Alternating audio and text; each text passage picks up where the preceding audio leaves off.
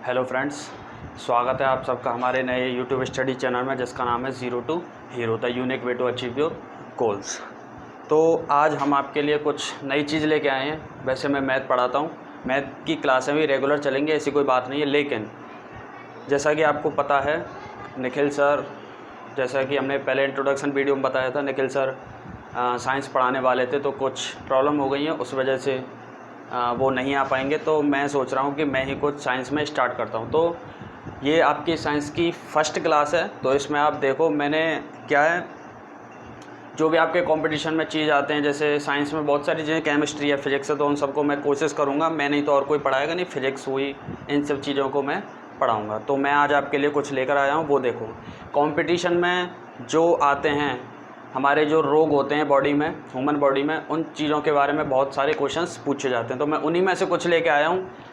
कुछ विशिष्ट रोग, मतलब कुछ ऐसे रोग जो हमारी बॉडी में स्पेशल है, मतलब जो बहुत ज़्यादा खतरनाक होते हैं, तो उनके बारे में कुछ जानकारी है, तो उस चीज़ को तुम्हें देखना है। तो यहाँ पर मैं आपको क्या क्या चीज़ बताऊँगा। रोग का नाम, किस वजह से फैलता है, उसके लक्षण क्या क्या हैं और उसका उपचार क्या क्या है, ठीक है ना। तो इसी कड़ी में हम आगे बढ़ते हुए तो देखते हैं पहला रोग कौन सा है। हमारे पास पहला रोग है जिसको कहा जाता है नारू या फिर बाला। नाम है इसका, या तो इसको नारू कह लो या फिर बाला। तो इसका संचरण का स्रोत, मतलब ये रोग है, ऐसा कौन सा स्रोत है जिसके माध्यम से हमारी बॉडी तक चल कर आता है, यही चीज़ तो हमें देखनी है यहाँ पर। मतलब संचरण मतलब किस तरीके से हम तक ये पहुँच रहा है। तो वो चीज़ यहाँ पर, इसका जो संचरण का स्रोत है वो है जल के द्वारा। जो हम पानी पीते हैं ना, उसी से क्या है, ये रोग हमारी बॉडी में एंटर करता है। अब पानी में भी कोई ना कोई चीज़ तो होगी, पानी तो हम सब पीते हैं, कई को होता है, लेकिन पानी ख़राब होगा, कुछ दूषित होगा, कुछ उसमें मिला होगा, जीवाणु वगैरह, तभी तो होता है ये। तो उस जीवाणु का नाम है कृमि। एक कृमि नाम का जीवाणु होता है, मतलब कृमि की वजह से ये क्या है, एक तरह से जीवाणु, कृमि की वजह से ये क्या रोग फैलता है। कैसे, जैसे आपने पानी पिया, पानी में है कृमि, जीवाणु वगैरह, ठीक है, आपने इसको पी लिया, तो अंदर जाके क्या है, बहुत प्रॉब्लम्स देता है। तो वो सारी चीज़ें मैंने यहाँ पे लिख दी हैं, देखो आप यहाँ पे। तो अब देखो, जब ये कृमि से फैल रहा है तो एक सूक्ष्म जीव होता है इसमें ही, वो है साइक्लोप्स सूक्ष्म जीव। साइक्लोस, इस सूक्ष्म जीव का नाम क्या, पेपर में पूछा जाता है कि नारू रोग का जो जीव है उसका नाम क्या है, तो वो क्या नाम है आपका, साइक्लोप्स सूक्ष्म जीव के द्वारा जल के माध्यम से स्वस्थ व्यक्ति में प्रवेश करता है। जैसे मैं हूँ, बिल्कुल ठीक हूँ, मतलब अभी तक ठीक हूँ।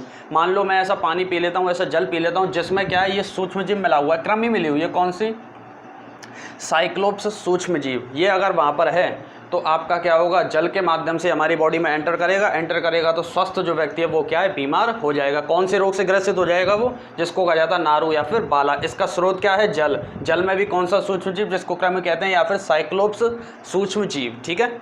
अब इससे आगे बात करते हैं, इसके कारण क्या है। कारण तो मैंने वैसे बता दिया, और भी देख लो। अस्वच्छ जल का सेवन, अस्वच्छ जल मतलब जिसमें ये सूक्ष्म जीव मिला हुआ है, गंदा पानी जो होता है। कुएं तालाब का प्रदूषित जल पीने से, कुएं तालाबों में बहुत टाइम हो जाता है, बावड़ी और होती हैं, आपने देखी होंगी, नाम सुना होगा। दौसा में एक बावड़ी है, वो बहुत ही ज़्यादा प्रसिद्ध है। बावड़ी देखो उनको कहते हैं, जैसे यूँ जाते हुए पानी उनमें नीचे भरा होता है, सीढ़ियों के थ्रू उतरते हैं, बहुत ही अच्छी कलात्मक कृतियाँ है, ठीक है। तो कुएँ और तालाब, बावड़ियों में जो प्रदूषित मतलब गंदा पानी भरा होता है ना, उसको पीने से, जल को बिना छाने पीने से, बिना छाने पी लेते हैं तो उसमें जो भी चीज़ होती है वो बॉडी में एंटर करती है और हमें ये नारू या बाला रोग हो जाता है। इसके लक्षण क्या क्या हैं, मान लो आपने पी लिया पानी, अब एक थोड़ी आपको, मतलब ये भी तो होना चाहिए कि पता कैसे लगेगा कि हुआ है कि नहीं। तो उस चीज़ के लिए लक्षण है इसका, हाथ या पैर की त्वचा पर फुंसी होना। आपके हाथों में ये जो त्वचा है ना, हाथों पे या पैरों की त्वचा पर क्या है, फुंसी होगी। फुंसी की जगह पर क्या होगा, अत्यधिक दर्द होगा वहाँ पर, बहुत बुखार आना। भाई हाथ पैर की त्वचा पर फुंसी होंगी, फुंसी की जगह पर दर्द होगा, बुखार आएगा। कृमि को समय पर ना निकालें। कौन सी कृमि, ये जो कि जल के माध्यम से हमारे स्वस्थ बॉडी में क्या एंटर की है, हेल्दी बॉडी में। तो कृमि को अगर समय पर ना निकालें तो क्या ये कृमि हमारे बॉडी के अंदर ही मरेगी। तो ये मरने पर एक विषैला पदार्थ छोड़ती है, जिससे क्या है, हमारी बॉडी में गांठें बन जाती हैं, तो और प्रॉब्लम। भाई कृमि को आपने समय पर नहीं निकाला तो वो क्या है, मतलब रोग का अगर आपको नहीं पता लगा तो आप डॉक्टर के पास नहीं जाओगे। उसके लिए लक्षण मैंने बता दिया कौन कौन से हैं, हाथ या पैर की त्वचा पर फुंसी होना, फुंसी की जगह पर अत्यधिक दर्द होना, बुखार आना, कृमि को समय पर ना निकालें। तो क्या है, ये मरने पर एक विषैला पदार्थ छोड़ती है, जिससे क्या हमारी बॉडी में गांठें बन जाती हैं, और गांठ फिर कैसे निकलती हैं, ऑपरेशन होगा, ठीक है। तो इससे बचाव क्या है? बचाव आपके वही हैं, आप जो पानी है, जो जल है, उसको छानकर और उबाल कर पिएं, छानकर और उबाल कर पीना है, ठीक है ना। तो छानकर और उबाल कर पिए हमेशा। कोई भी जैसे आप बाहर से, जैसे आपके घर पे नल वगैरह आते होंगे, आते हैं वो, तो उनको छानकर या पानी को उबाल कर पीना चाहिए हमेशा। तो ये था हमारा नारू या फिर बाला रोग, जिसके बारे में मैं पूरी इन्फॉर्मेशन दे दी है। इससे जो नेक्स्ट है, अपना नेक्स्ट है कुष्ठ रोग, जीवाणु के द्वारा जनित। तो देखते हैं फिर इसके बाद, ठीक है ना।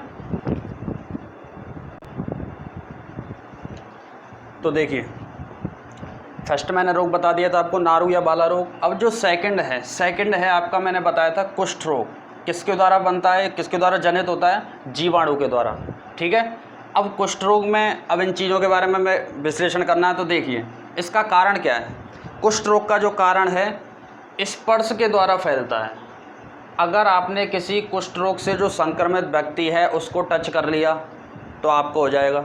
मेरे से और कोई टच हो गया तो उसको हो जाएगा, उससे और कोई, मतलब एक चेन बन जाती है। जैसे अब अगर वर्तमान में बात करें, आप सबको पता है, बहुत अच्छे से जानते हो, एक रोग चल रहा है भाई, कोविड-19, मतलब कोरोना वायरस। तो कोविड-19 तो है, उस रोग का नाम कोरोना वायरस है, जिस वायरस के द्वारा ये फैल रहा है, ठीक है ना। तो ये चीज़ है यहाँ पर, तो इसको हम देखेंगे, है ना। अब देखिए यहाँ पर कोविड-19 ये कैसा, अब देखो ये भी कैसा है रोग, कोविड-19 जो कोरोना वायरस है, ये भी स्पर्श करके, एक दूसरे टच करके। तभी तो सरकार ने एडवाइजरी जारी की, लॉकडाउन भी हुआ था कि मुंह पर रुमाल रखें, किसी से मिलें नहीं, हाथ ना मिलाएं, क्योंकि अगर सामने वाले को हो रहा है या फिर हमें हो रहा है तो आपस में ये इंटरचेंज हो सकता है, ठीक है। चेंज मतलब मेरे पास है तो उसके पास पहुंच जाएगा, ऐसा। तो यहाँ पर ये कुछ इसी के जैसा है कि कारण क्या है कुष्ठ रोग होने का? स्पर्श के द्वारा फैलता है। टच आप किसी से हो जाओगे या किसी को कर दोगे, अगर आपको हो रहा है तो ये उसके हो जाएगा। अब इसके लक्षण क्या हैं? रोग हो गया, उसके लक्षण भी होंगे कुछ। जैसे कोरोना वायरस के लक्षण क्या हैं? नॉर्मल सर्दी जुकाम वगैरह ये होते हैं, नॉर्मल वायरल भी होता है, लेकिन चेक कराते हैं कभी भी हो जाता है, ठीक है। तो लक्षण क्या है इसके? त्वचा पर चकत्ते बनना, चकत्ते मतलब होता है दाग धब्बे से बन जाते हैं ना त्वचा पर, तो वो किसका लक्षण है? कुष्ठ रोग का। ये चकत्ते क्या सुन्न होते हैं? सुन्न होने का मतलब क्या? इन पर चोट, जलन, दर्द आदि का कोई भी अनुभव नहीं होता है। ये जो चकत्ते हमारी बॉडी पर बनते हैं सुन्न होते हैं। सुन्न होने का मतलब है इन पर चोट, आप कोई भी करो, इन पर कुछ हाथ लगाओ, चोट मारो, कुछ भी करो, आपको कोई भी काट दे तो कोई वो नहीं पड़ेगा आपको फ़र्क, मतलब आपको पता ही नहीं लगेगा कि कोई कुछ कर रहा है। चोट, जलन, दर्द आदि का अनुभव नहीं होता है। अंग कार्य नहीं करते हैं, अंग हमारे जैसे हाथ पैर हुए, हाथ हुए, कोई भी अंग हो सकता है, वो कार्य नहीं करता है।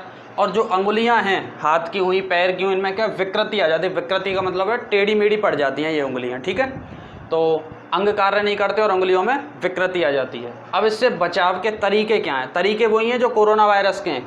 रोगी को अलग रखें, रोगी को अलग रखें। अलग रखना है, जैसे कोरोना वायरस में करते हैं ना, क्वारंटाइन कर देते हैं, उसके बाद आइसोलेशन होता है। तो क्वारंटाइन और ये मैं एक स्पेशल वीडियो बना दूंगा, जैसे बहुत सारी हैं। एक तो क्वारंटाइन और आइसोलेशन में फ़र्क क्या है? एक है ड्रग और वैक्सीन, ये दोनों अलग अलग चीज़ें हैं। ये ड्रग और वैक्सीन है ना, इन सब के मैं एक कोशिश करूँगा बनाने की।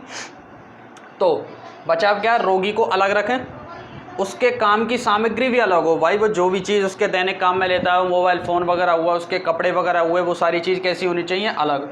और उसके कपड़ों को डेटॉल आदि से सैनिटाइज, जैसे कोविड-19 में करते हैं, सैनिटाइज करते हैं अपने हाथों को और चीज़ों को, तो कपड़ों को डेटॉल आदि से क्या है? धोएं, ठीक है ना।